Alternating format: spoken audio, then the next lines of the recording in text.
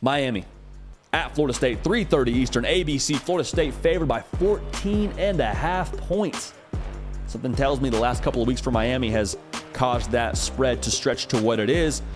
Florida State just walking that tightrope now. Walking that tightrope. They will be favored, you would imagine, in every single game they have left on their schedule. This is what you signed up for if you're Florida State.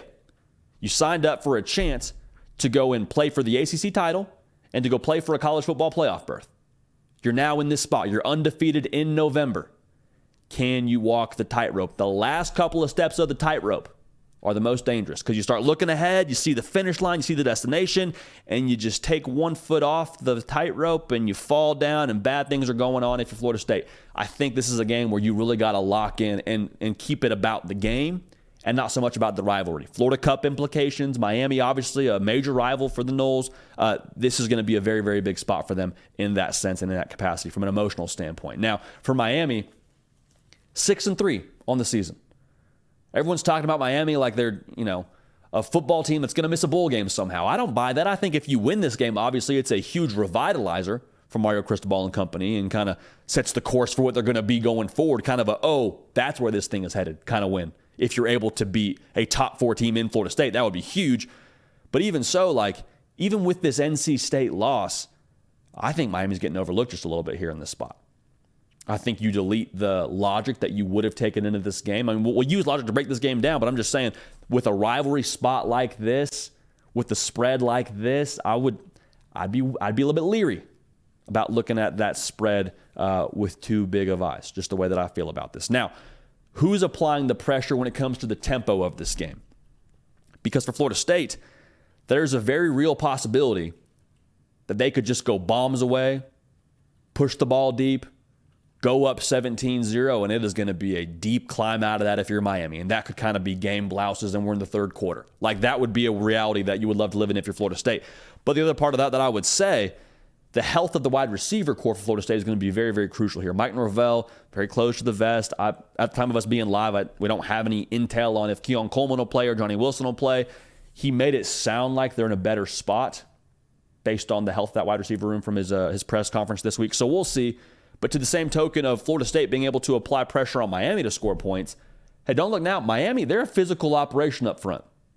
Right now, they are averaging 5 yards a carry, which is top 25 in the country. And Florida State, as good as they are defensively, they're allowing 4 yards a carry. So there is definitely a path here where Miami could apply pressure to Florida State and say, hey, you better score on every possession because you may not get the football back a whole lot in this game. That would be the way that Miami could end up finding a way to make this thing very close in the fourth quarter, make this thing very, very interesting. Now, a subplot here within this. Xavier Restrepo, slot receiver from Miami, on third down, how does Florida State play him? Because if you just play him in man-to-man coverage, he's so quick, and I think that's going to be a battle that goes a couple of different ways depending on the spot. I think it'll be one where you kind of split if you're Florida State. If you play zone coverage, though, you give him some space. He's great at finding that soft spot in the zone to just kind of sit down. Extending drives on 3rd and 5+ for Miami will be huge. How often they're in 3rd and 5+, we're going to see. But if they're able to extend some drives, Xavier Restrepo will be a very big part of that. And that would be obviously the way that you would like to live if you're Mario Cristobal, to kind of find a way to squeeze the life out of Florida State and force them to stay on the field and force Jordan Travis to watch a lot of this game. Now for Florida State, if you can find a way to be multiple offensively, we talk a lot about them being able to run the football. That's a big talking point for us every single week. They have so many playmakers to where if they can run the ball and force a little bit more attention on the line of scrimmage against this Florida State offense, big plays are happening in the pass game. Because at that point, I don't know how you defend Florida State if you have to account for the run and the pass. So if they can run the ball in this game, going to be very, very difficult for Miami. We have a spread of 14.5, and it'd be very easy to just say, well, Florida State's going to win the ball game. Hey, great job going out on a limb there. Appreciate you for that. The non-negotiables in this game for Miami, if they're going to win the game, a couple of things have to happen. You can't lose the turnover battle.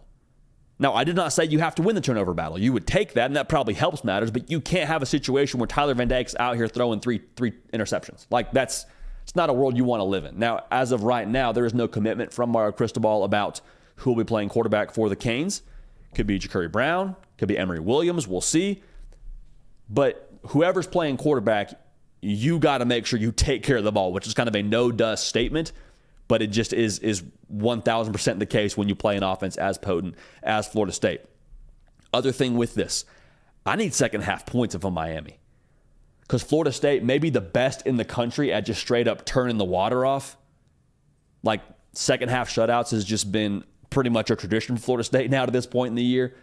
It can't be a thing where it's close at half and then we go out offensively and we don't adjust. We don't have something else from a game plan perspective, and Florida State adjusts well, sits on it, and we're going home with an L because we weren't able to do anything in the second half if we're Miami. The thing with this game now, this is the time of year, and this is the kind of spot, by nature of it being a rivalry game, by nature of what Florida State's playing for with the college football playoff and ACC title. This is the spot where your best players and your leaders step up and make the difference. Jordan Travis has been that for Florida State to this point. He's been that the last couple of weeks. Did it with his legs against Duke. Did it with his arm last week against Pitt with no Keon Coleman or Johnny Wilson in the lineup. This is a spot where I once again expect Jordan Travis to take over and to show you why he is one of the best quarterbacks in the country. I think he deserves much more national buzz than he's getting to this point, to be real with y'all. Every single week, he finds a way to do what's asked. Is it always perfect? No. Is it always pretty? No. But he finds a way to be the difference maker and the catalyst for this Florida State offense week in and week out. With how well Miami's stopping the run right now, I think you'll see more of his legs in this game. Miami's allowing less than 100 yards rushing. I think he's kind of what has to manufacture that balance for Florida State with that zone read game. Heck, maybe even a little bit when the play breaks down, he kind of scoots and gets you 7 when you need 6. That's the kind of game I think you see from Jordan Travis. Big thing for him now, he also can't turn the ball over. Miami's taken away at 2 turnovers a game. I mean, that's a tremendous rate if you're the Hurricanes. You'd love to have that if you're Miami. If you're Florida State, can't allow that to be the case. But with all that being said, I think Florida State plays to the level of their roster. I don't think we see a letdown for Florida State. I think Miami lands a few punches and gives it an interesting first quarter potentially. But I think Florida State ends up winning this football game 38-24. Again, I would not touch the spread. In a rivalry spot, just so much that happens in a game of emotion like this, I would not touch the spread. Would not surprise me if Florida State covered, but I would not touch the spread. I think this is another mature win by Florida State and just proving that, hey, that number one production in the country that's back from a season ago, yeah, the talent's great. Yeah, we're glad to have the guys that we have on this roster back from last season, but the experience they have, the guys that have won tough before, that know what it takes, that understand that they got to bring it every single week, I think that shows itself yet again at home in Tallahassee, and I think Florida State ends up winning that football game by that margin. The hard count is brought to you by our good friends over at Game Time. Now, there's a lot of big games this weekend, and the last thing that you would want to have happen is to be that guy in your friend group or that gal in your friend group that says, yeah, we're going to watch from home this weekend. Everyone's like, what? Are you kidding me? Miami's coming to town. Hey, we got Michigan coming to State College. We're going to the game. This is the game now. You're not coming? Game Time's going to make sure you're not in that situation.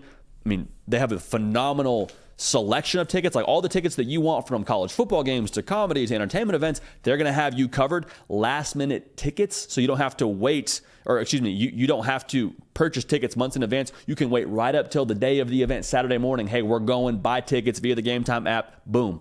2 seconds, purchased, right to your phone. You're set to go. Also, great thing with Game Time, they're going to make sure you know where you're sitting from a view standpoint before you purchase, so you don't get to the game and you say, hey, I got these great tickets to this game. I'm so excited. It's Michigan Penn State. It's going to be awesome.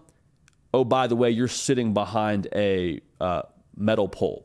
So you'll see about 77% of the game, but that big play that happens at the end of the game, you're going to miss it because you didn't know. Game Time will let you see the view from your seat before you purchase. Tremendous feature. Also, I love this. They're obsessed with helping you save money.